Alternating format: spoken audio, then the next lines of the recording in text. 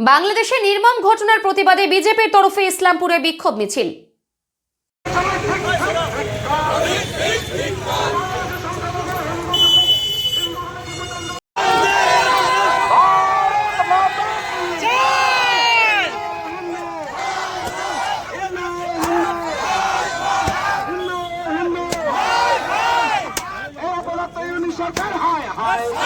বাংলাদেশে হিন্দু যুবককে উলঙ্গ করে জ্যান্ত পুড়িয়ে মারার প্রতিবাদে উত্তর দিনাজপুর জেলার ইসলামপুরে বিক্ষোভ মিছিল বের করেন বিজেপি নেতাকর্মীরা। এই মিছিলে অংশগ্রহণ করেন রাজ্য বিজেপির মুখপাত্র রাজস্বী লাহিড়ী।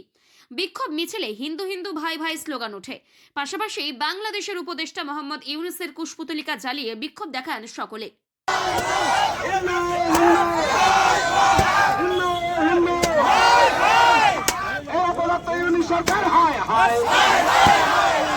বলছে আমার মাটি সইবে না, ইউপি গুজরাট হইবে না, তাদেরকে আগে বলা উচিত আমার মাটি সইবে না, বাংলাদেশ হইবে না।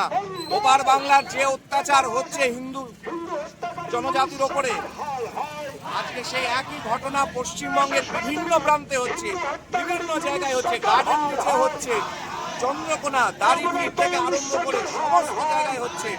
এগুলো অবিলম্বে গোটা হিন্দু সমাজ যাতে একত্রিত হয়, কারণ হিন্দু একত্রিত না হলে পরে হিন্দুর বিপদ অবশ্যম্ভাবী।